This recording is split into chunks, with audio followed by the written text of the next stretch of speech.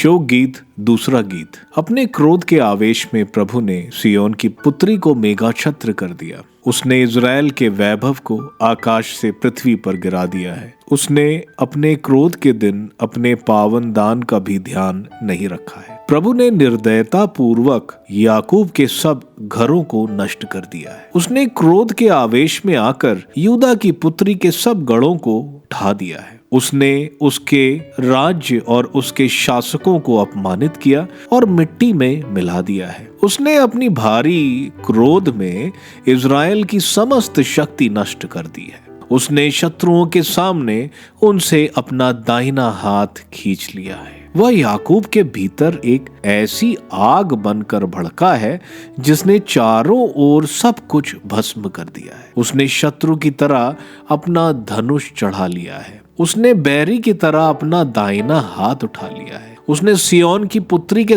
तंबू में उन सब को जिन पर आंखों को गर्व था नष्ट कर दिया है। उसने आग की तरह अपना क्रोध उड़ेल दिया है। प्रभु शत्रु जैसा हो गया है। उसने इज़राइल का विनाश कर दिया है। उसने उसके सभी महलों का विनाश कर डाला है। उसके गढ़ नष्ट कर दिए हैं। उसने यूदा की पुत्री का शोक और विलाप और भी बढ़ा दिया है। उसने अपना मंदिर उद्यान की तरह तोड़ दिया है। उसने अपने निवास को नष्ट कर दिया है। प्रभु ने सिय्योन में अपने पर्व में विश्राम दिवस को विस्मृत करा दिया है। उसने अपने भयानक क्रोध में राजा और याजक को त्याग दिया है। प्रभु ने अपनी वेदी का तिरस्कार, अपने पवित्र स्थान को अस्वीकार कर दिया है। उसने अपने भवनों की दीवारें शत्रुओं के हाथ कर दी है। प्रभु के निवास में पर्व के दिन जैसा कोलाहल हो रहा है। प्रभु ने सिय्योन की दीवार को धूल में मिलाने का निश्चय किया है। उसने डोरी में माप कर उस पर निशान लगा दिया है। उसने अपने हाथ को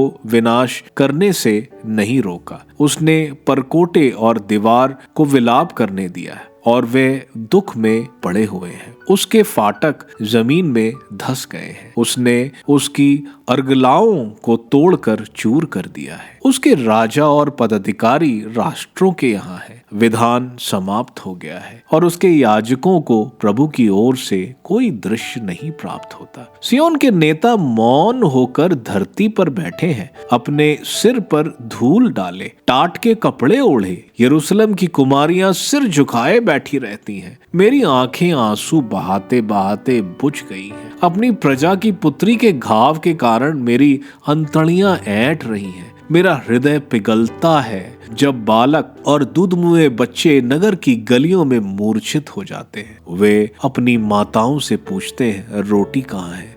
वे घायलों की तरह नगर की गलियों में बेहोश हो जाते हैं और अपनी माता की गोद में प्राण त्याग देते हैं।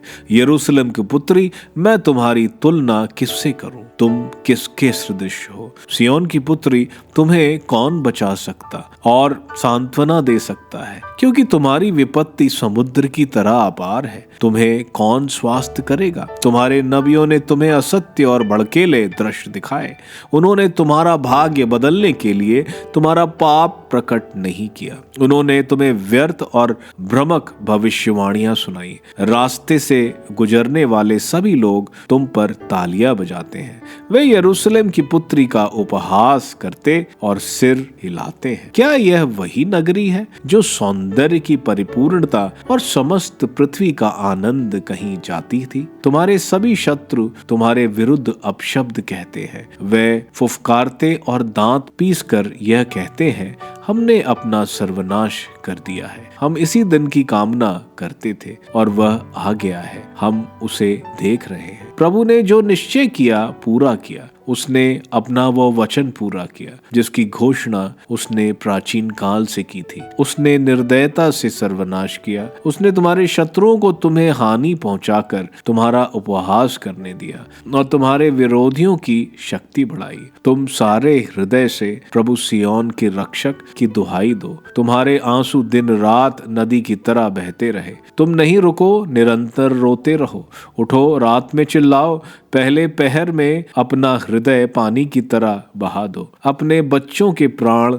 बचाने के लिए प्रभु के सामने हाथ उठाकर प्रार्थना करो। वे गलियों के नुक्कड़ों पर भूख के कारण बेहोश पड़े हैं। प्रभु, ध्यान से देख कि तूने ऐसा व्यवहार किसके साथ किया है। क्या स्त्रियां अपनी ही संतानों, अपने ही पाले हुए बच्चों को अपना आहार बनाए? क्या प्रभु के ही पवित्र स्थान में याजकों और नबियों का वध किया जाए? बच्चे और बूढ़े मरकर सड़कों की धूल में पड़े हैं। मेरी कुमारियां और नवयुवक तलवार के घाट उतारे गए हैं। तूने अपने कोप के दिन उनका वध कर दिया है, उन्हें निर्दयता से मार दिया है। तूने जैसे किसी उत्सव के दिन की तरह मुझे आतंकित करने वालों को चारों ओर से आमंत्रित किया। प्रभु के कोप के दिन कोई भी बचकर भाग नहीं सका और जीवित नहीं रहा। मैंने जिनको दुलारा और पाला, मेरे शत्रुओं ने उनका विनाश कर दिया।